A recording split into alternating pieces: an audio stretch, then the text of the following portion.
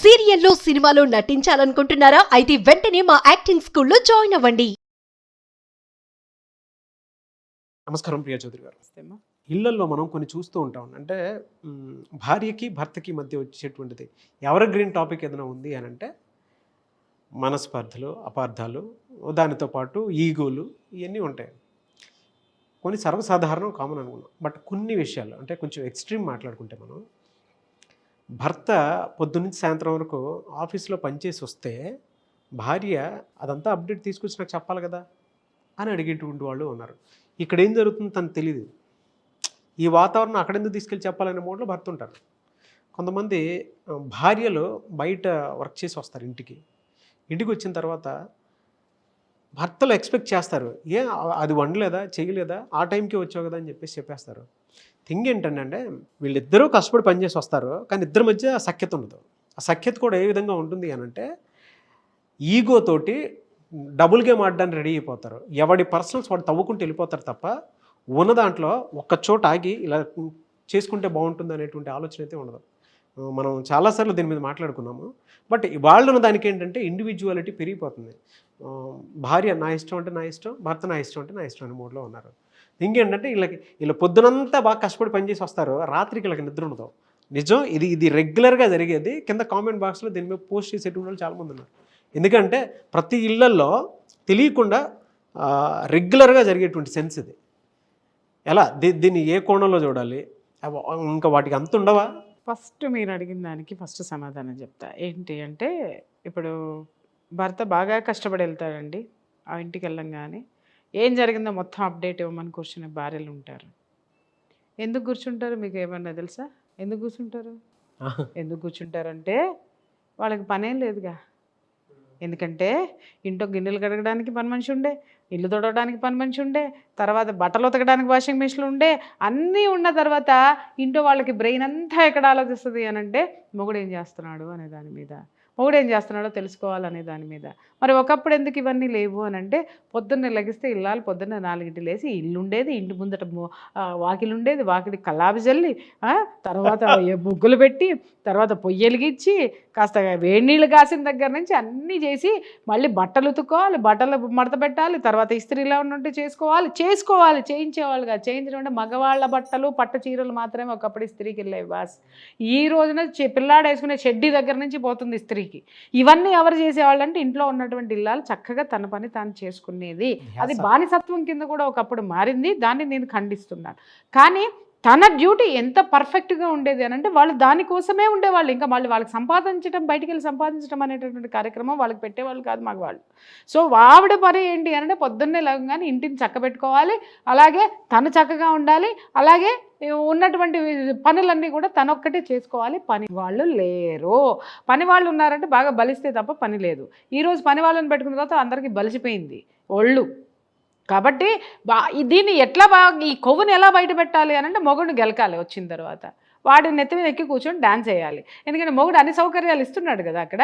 అంటే ఇక్కడ బాధ పెట్టమని కాదమ్మా. మళ్ళీ ఆడాళ్ళందరూ కలిసి కామెంట్లు పెడతారేమో, ఒక జాతి ఉంది ఇక్కడ, నా ఆడాళ్ళందరినీ తిడుతున్నానని చెప్పేసాను. ఆ జాతికి నేను చెప్పట్లేదు, పద్ధతి నేను చెప్తున్నాను. మగవాడు బయట కష్టపడి సంపాదించుకొస్తే ఆడది ఇల్లుని చక్కబెట్టుకుంటూ, పిల్లల్ని చక్కబెట్టుకుంటూ తన బాధ్యత, ఇది తన బాధ్యత, అది మగవాడు బాధ్యత. సంపాదన అనేది మగవాడి బాధ్యత అయితే ఆ విత్తాన్ని తను చాలా జాగ్రత్తగా ఖర్చు పెట్టడం కానివ్వండి, పొదుపు చేయడం కానివ్వండి, ఇంకేదైనా కానివ్వండి, ఇల్లు చక్కబెట్టుకున్న నాళ్ళు సంసారాలన్నీ చక్కగా ఉన్నాయి, కోట్లన్నీ ఖాళీగా ఉన్నాయి. నాగరాజు గారు, ఎప్పుడైతే ఒక సంపాదన మొగుడు బాగా సంపాదించడం మొదలుపెట్టి పని వాళ్ళని పెట్టడం మొదలుపెట్టాడో అప్పుడు ఏమవుతుంది, బుర్రంతా ఖాళీ అయిపోయింది, ఇల్లంతా ఖాళీగా కూసుని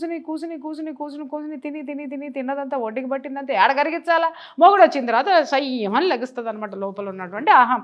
ఏం చేసావు, ఎక్కడికి వెళ్ళావు, ఈ మెసేజ్ ఎందుకు వచ్చింది, అక్కడేం చేసావు, అదేం చేసావు, దాని పక్కన ఎందుకు కూర్చున్నావు, నేను ఫోన్ చేస్తే ఎందుకు లిఫ్ట్ చేయలేదు, ఎవరితో మాట్లాడుతున్నావు, దాంతో అయితే బాగా మాట్లాడతావా, ఇది ఉందా, ఇవాళ నువ్వు ఇది చేసావా, నాకెందుకు చెప్పలేదు, ఇది ఏమన్నా కలెక్టరా చెప్పడానికి, అప్డేట్ ఇవ్వడానికి, పొద్దు నుంచి సాయంత్రం వరకు చేసిన దానికి వాడికి బాస్ అది ఇంట్లో వరకే, ఆఫీస్ పనుల వరకు కాదు కదా. చెప్పడానికి ఇలా మొదలుపెట్టిన తర్వాత ఇక వాడికి కొంపకు వచ్చిన తర్వాత పెళ్ళాన్ని ముద్దు పెట్టుకోవాలనో లేకపోతే పెళ్ళాన్ని ముద్దుగా మాటలు చెప్పాలనో అది ముద్దు మాటలన్నీ మాట్లాడుతూ ఉంటుంది వచ్చిన తర్వాత.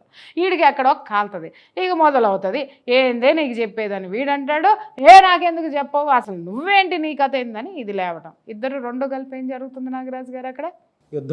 యుద్ధం కాదు, చెప్పాను కదా ఇందాక ఒక ఎపిసోడ్లో చెప్పుకుందాం, కుక్కలు చింపిన విస్తరలాగా జీవితం ఏమో విస్తరైపోతుంది. చించుకొని కొట్లాడుకొని మనశ్శాంతి లేదు, జీవితం అంతా కూడా మనశ్శాంతి లేకుండా ఆ విధంగా చేసుకుంటున్నారు. విలువ తెలియదు, దాంపత్య జీవితం యొక్క విలువ ఇక్కడ ఎవ్వడికీ తెలియడం లేదు.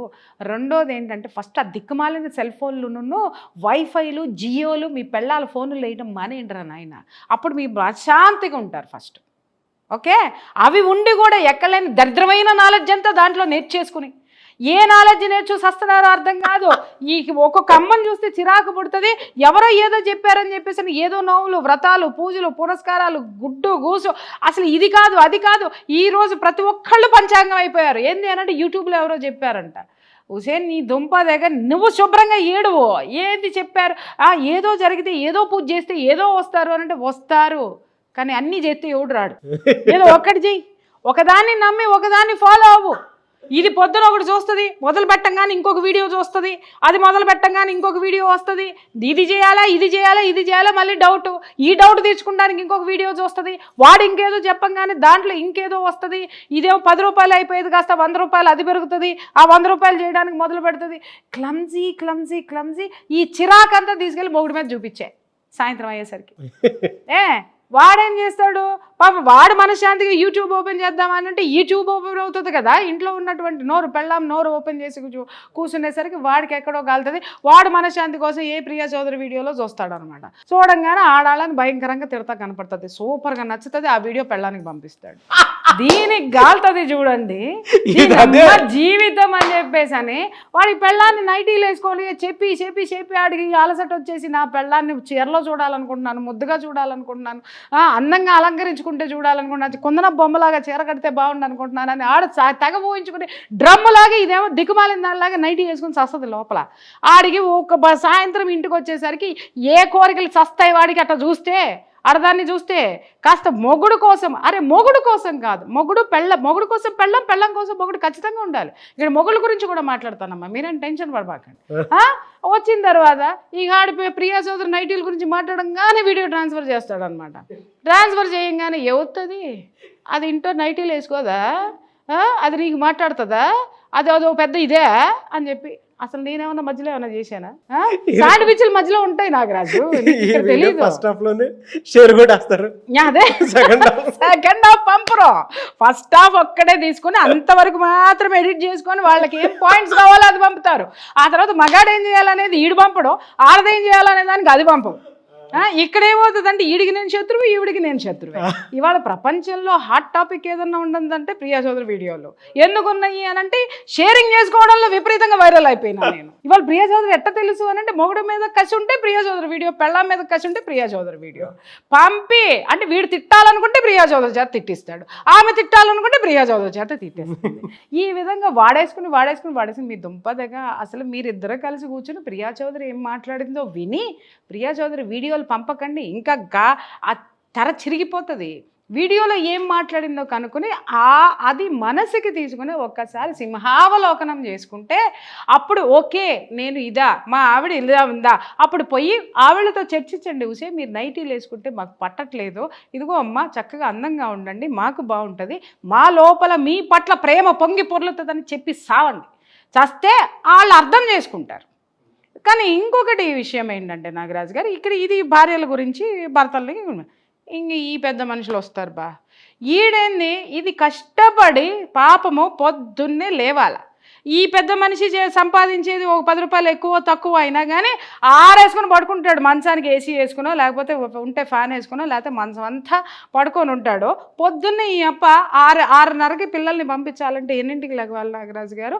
5:30కి 5ంటికి పరుగులు రోబో కంటే మిషన్ కంటే ఫాస్ట్గా పరిగెత్తుకుంటూ ఒక ఆడది చేసేటటువంటి ఆ యొక్క వర్క్ ఏ రోబో చేయదండి. ఆ రోబోకి కూడా మనము అక్కడ సెట్ చేయాలి, ప్రోగ్రామ్ సెట్ చేస్తేనే అది చేస్తుంది. కానీ ఈ ఆడదాని మైండ్లో, గృహిణి అనేటటువంటి మైండ్లో ప్రోగ్రామింగ్ నిజంగా చెప్తున్నాను, ఈ విశ్వం మొత్తం కూడా నిండిపోయి ఉంటుందండి. విశ్వంలో ఎంత ప్రోగ్రామింగ్ ఉందో అంత ప్రోగ్రామింగ్ ఒక ఆడదాని బ్రెయిన్లో ఉంటుంది. చూడండి, ఎవరి వల్ల, ఒక మగాడి వల్ల అవుతుందా సార్? ఓ పక్క పొయ్యి మీద కాఫీ పెడుతుంది, పిల్లలకి వేడి నీళ్ళు పెడుతుంది, పిల్లల్ని లేపాలి, టిఫిన్ చేయాలి, వీళ్ళకి టిఫిన్లు చేసుకోవాలి, వీళ్ళకి బాక్సులు, పిల్లలకి బాక్సులు, మళ్ళీ ఒక రోజు పిల్లలు వెనక్కి తీసుకొచ్చారంటే వాళ్ళకి ఇష్టమైనవి వండాలి, మళ్ళీ వీళ్ళకి ఇష్టమైనవి చేసుకోవాలి, లేదా వాళ్ళకి ఇష్టమైనవి పెట్టి అదే వీళ్ళు తినాలి. ఇన్ని త్యాగాలు చేసుకుంటూ, ఇంత చాకరీలు చేసుకుంటూ భార్య చేస్తే ఆవలించుకుంటూ ఏదలాగా లేచి కూర్చుంటాడు. కూర్చున్న తర్వాత కాఫీ తీసుకెళ్ళి ఇవ్వాలి పెద్ద మనిషికి. దాగుతాడా? తర్వాత కింద చెప్పులు కూడా పెట్టాలి బాత్రూమ్కి వెళ్ళడానికి. కొంతమంది మహాపురుషులు అబ్బో ఎంతమంది ఉంటారో చెప్పలేదు. పోయిన తర్వాత బ్రష్ కూడా నోట్లో పెట్టాలి. నా నోటికి ఇంకెక్కువ వస్తాయి, ఇంక ఇద్దరితో ఆపేస్తాను నేను. పెట్టి బ్రష్ చేసుకున్న తర్వాత ఇస్త్రీ బట్టలు అక్కడ పెట్టాలి. వీడేమైనా హ్యాండిక్యాప్డ్ అండి? నాకు అర్థం కాక అడుగుతాను. వాడి పని వాడు చేసుకోలేడా? పెళ్ళామంటే ఎన్ని చేస్తుందండి నాకు. తర్వాత మళ్ళీ ఇది పరుగులు పెట్టాలి. ఈ పెద్ద మనిషి మాత్రం స్కూటరో కారో వేసుకుని బుర్రను పోతాడు. అదే క్యాబ్లోనో సావాలి, ఏది ఆ కార్లోనో దేంట్లోనో దాని అది సావాలి. వీడికంటే ₹1 ఎక్కువ సంపాదించిన సాయంత్రం అయ్యేసరికి దాని రూపాయిని వీడు ఎలా పొదుపు చేస్తాడో దానికి ఎక్స్ప్లెయిన్ చేస్తాడు. వీడు రూపాయి తీయడండోయ్, వీడు ఎంత సంపాదిస్తున్నాడో చెప్పడండోయ్, వీడు ఏం చేస్తున్నాడో కూడా చెప్పడండోయ్. కానీ దాని రూపాయి అది ఎలా దుర్వినియోగం చేస్తుందో, పొరపాటున అదేమన్నా చీర కొనుక్కుంది అనుకుందాం, పొరపాటున పుట్టింటికి ఒక ₹100 పంపించింది అనుకుందాం, లేకపోతే ఇంకేదైనా పుస్తకం ఏమండి పలానా అది కొనుక్కుందాం అని అందో, అసలు దీనికి పొదుపు కథలు చెప్పేస్తాడు అనమాట. ఇది ఎలా బతకాలో చెప్పేస్తాడు, ఇది ఎలా వేస్ట్ చేసేస్తుందో చెప్పేస్తాడు.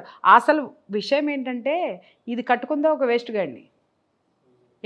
అది వాడు గుర్తిస్తే ఇంకా బాగుంటుంది. ఈ మాటలు అయితే మాట్లాడు. దాని జీతం మీద హక్కులు, జీవితం మీద హక్కులు. సార్ ఇంత బండ చాకిరి, బిడ్డలు రాగానే వినండి, బిడ్డలు రాగానే మళ్ళీ వాళ్ళకి టిఫిన్లు కాఫీలు వీడికి అన్నీ చేసి మళ్ళీ ఆఫీస్కి సంబంధించినటువంటి వర్క్ మళ్ళీ అప్డేట్ చేసుకొని మళ్ళీ పడక మీదకి వెళ్ళేసరికి 12-12:30 ఒళ్ళు హోనం సార్. అప్పుడు ఈ పెద్ద మనిషికి ఈ లోపు కనుక వాడికి ఒక రొమాంటిక్ ఫీలింగ్ వచ్చింది అనుకుందాం, దాని దుంపదగ జీవితం అది వర్క్లో ఉండనివ్వండి, ఏముండనివ్వండి, ఏదైనా చేయనివ్వండి, వాడి కోరిక తీర్చాల్సిందే. వచ్చి తీర్చలేదు ఇక సార్ ఫోన్లు వెళ్తాయి సార్. నిజంగా చాలా దరిద్రమైనటువంటి మెంటాలిటీ ఉన్న మగాళ్ళని బోల్డ్ కేసులు చూశాను నేను. వాడి అమ్మకి పోయి కూర్చొని చెప్తాడు ఫస్ట్ ఇది నా దగ్గరికి రావట్లేదని, ఆడ అక్కకి చెప్తాడు, ఆడి చెల్లికి చెప్తాడు. ఈయనవి కూడా ఎట్టంటాయో నాకు అర్థం కాదండి. అంటే వీళ్ళు కూడా అట్టాగే చెప్పుకొని వస్తున్నారా బయటకు వచ్చి? ఈడి అమ్మకో తమ్ముడికో అన్నకో చెప్పుకొని వస్తున్నారా? చెప్పుకుంటారేమో, నాకైతే అర్థం కాదు, నాకు తెలియదు. ఫస్ట్ అక్కడి నుంచి మొదలు పెడితే బంధువులు వాళ్ళు వీళ్ళు అందరికీ వాడు పోయేది రోజు పోతానే ఉంటాడు పెళ్ళాం దగ్గరికి. పాప అది రావాల్సిందే, వీడి కోరికలు తీర్చాల్సిందే. ఎప్పుడన్నా ఒక రోజు ఒంట్లో బాగోకో వీలుగాకో ఏదన్నా అయితే సతాయింపులండి, రాదు రాదు రాదు రాదు రాదు రా సార్. ఇట్లా మనసుని హింస పెట్టేస్తుంటే శారీరకంగా కష్టపడాలి, ఫైనాన్షియల్గా సంపాదించాలి, తర్వాత బయట ఉండే ఇంకొకటి కూడా ఏదన్నా గొడవ వచ్చిందనుకోండి ఈడు పోడు మళ్ళీ లోపల నుంచి ఈవిడే చక్కబెట్టుకు రావాలి. అర్థమైందా? మళ్ళీ దీని ఇన్ఫ్లుయెన్స్ వీడికి కావాలి. మట్టసంగా కూర్చుంటాడు, మహారాజులాగా కూర్చుంటాడు. అందరూ అమ్మో అసలు అన్నయ్య గారికి నోట్లో నాలుగు ఉండదండి, ఎంత మంచివారో మా వారే. ఎందుకంటే అన్నీ ఇది చక్కబెడుతుంది కదా పిచ్చముండల్లే, అందుకని వారు మంచివారు. నోరు తెరిసి ఎప్పుడైనా ఇది గనక నోరు తెరిసి వాడి గురించి చెప్పడం మొదలు పెడితే జనాలు నమ్మరు సార్. ఎందుకని అంటారేమో, నోరేసుకుని పడిపోయేది ఇది కనపడుతుంది కదా ప్రపంచంలో. నోరేసుకుని ఏ సమస్య వచ్చినా నోరేసుకుని పడ్డానికి దీన్ని దోస్తాడు ప్రపంచంలోకి, ఇది కనపడుతుంది. వాడు కింద నల్లిలాగా దాని రక్తం ఎంత పీలుస్తాడో ఎవరికి తెలుసు సార్?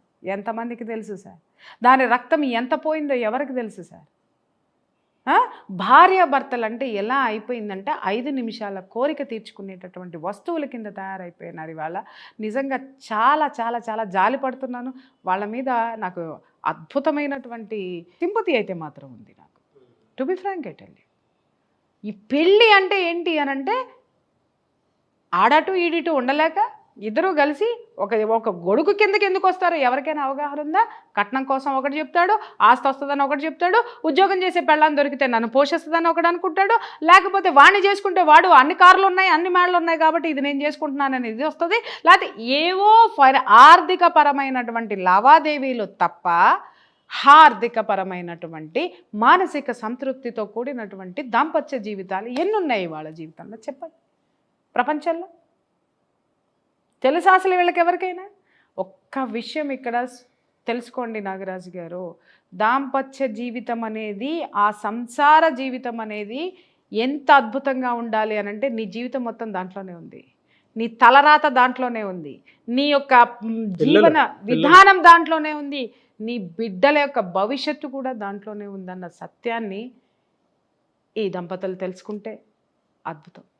ఇది ఏంటి అనంటే, ఎవ్వడో కూడా నేనెందుకు ఇలా ఉన్నాను అనే అసంతృప్తితో ఉండే కంటే నేనెందుకు ఇలా ఉన్నానో ఒక్కసారి చర్చించుకుంటే నేను నా జీవితాన్ని బాగు చేసుకోగలనేమో అనేటటువంటి ఆలోచన ఎవరికైనా వస్తే గనక అద్భుతం నాగరాజు గారు వాళ్ళని వాళ్ళు తెలుసుకుంటే దాంపత్య ఎలా జీవితం. అంటే వాళ్ళని ఈ వీడియో చూసిన తర్వాత మమ్మల్ని మేము తెలుసుకోవాలనుకుంటున్నామని వైఫ్ అండ్ హస్బెండ్ కావచ్చు, లేదా వైఫ్ అయినా హస్బెండ్ అయినా సరే, ఇండివిజువల్గా అయినా సరే, సో కొంత ఉరుకుల పరుగుల జీవితం నుంచి బయటికి రావాలి అనేటువంటి ఆలోచనతో సరే ఏదైనా ఉరుకుల పరుగుల జీవితం కాదు నాగరాజు గారు, మెటీరియలిస్టిక్ లైఫ్ నుంచి అర్థమైందా మోరలిస్టిక్ లైఫ్లోకి ఎలా రావాలి అనేటటువంటి ఆలోచన ఉంటే కనుక, ఆ మోరల్స్ ఏంటి తెలుసుకుంటే కనుక ఏ ఒక్క కుటుంబంలో కూడా భార్యాభర్తలు అనేటటువంటి వాళ్ళ మధ్య పొరపచ్చాలు అనేవి డెఫినెట్గా ఉండవండి. ఇది ఎంత బిగ్ సబ్జెక్ట్ అంటే అంత బిగ్ సబ్జెక్ట్ నాగరాజు.